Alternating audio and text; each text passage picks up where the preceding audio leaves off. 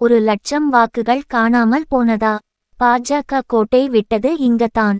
என்னென்ன சொல்றாங்க பாருங்க. தமிழகத்தில் நாடாளுமன்ற தேர்தலுக்கான வாக்குப்பதிவு நிறைவடைந்திருக்கும் நிலையில் தமிழக பாஜகவினர் பல்வேறு அடுக்கடுக்கான குற்றச்சாட்டுகளை கூறி வருகின்றனர்.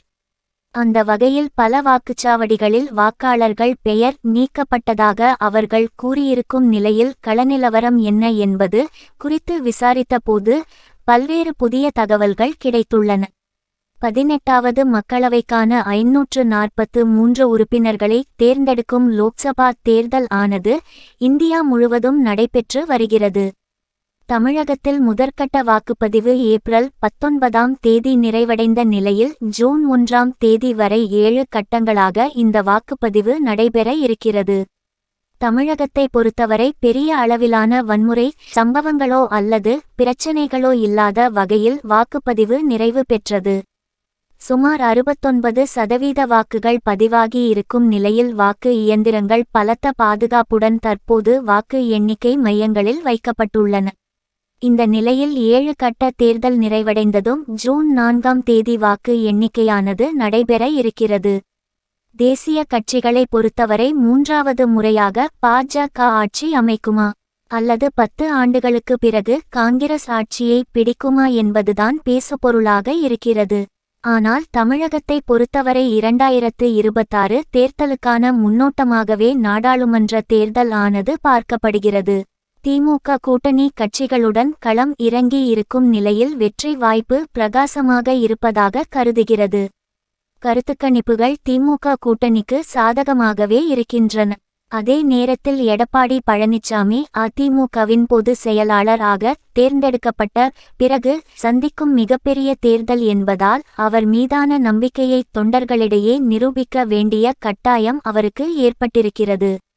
இப்படியாக தமிழகத்தின் இரு பெரும் கட்சிகளும் முட்டி மோதி வரும் நிலையில் 3வதாக பாஜகவும் களத்தில் குதித்து இருக்கிறது.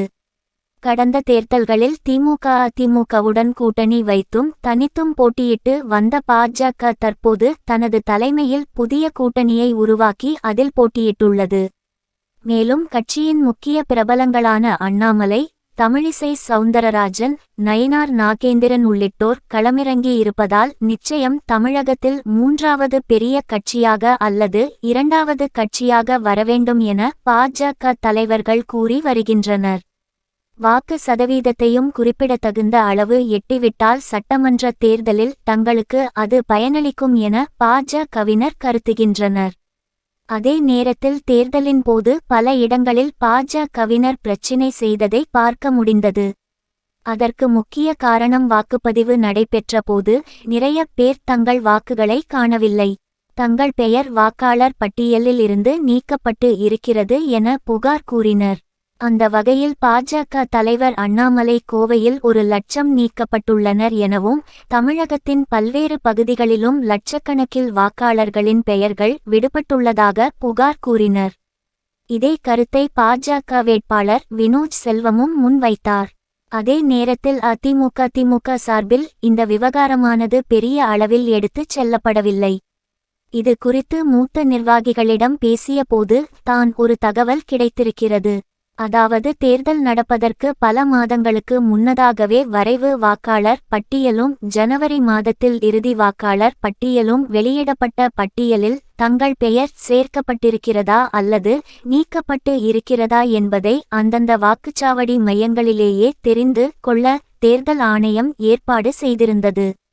திமுக அதிமுக உள்ளிட்ட கட்சிகள் தங்கள் வாக்காளர்கள் பெயர்கள் இருக்கிறதா என்பதை உறுதி செய்ய பூத் கமிட்டி அமைத்து தீவிரமாக பணியாற்றினர்.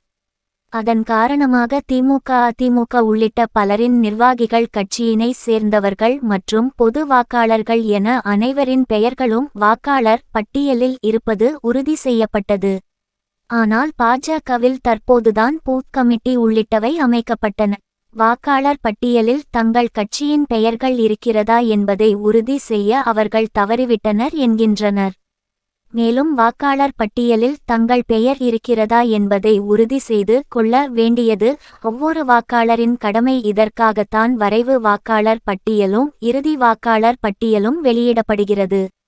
வரைவு வாக்காளர் பட்டியல் வெளியிட்ட போது தங்கள் பெயர் நீக்கப்பட்டு இருப்பதை குறிப்பிட்டு இருந்தால் இறுதி வாக்காளர் பட்டியல் வெளியான போது அதில் சேர்க்கப்பட்டிருக்கும் என்கின்றனர் பல ஆண்டுகாலமாக தேர்தல் பணியில் ஈடுபட்டிருக்கும் திமுக அதிமுகவைச் சேர்ந்த மூத்த நிர்வாகிகள்.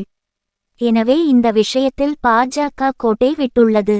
அதே நேரத்தில் விடுபட்டு போன அனைவரும் பாஜகவுக்கு தான் வாக்களிக்க இருந்தனர் என்பதையும் ஏற்றுக்கொள்ள முடியாது என்கின்றனர்.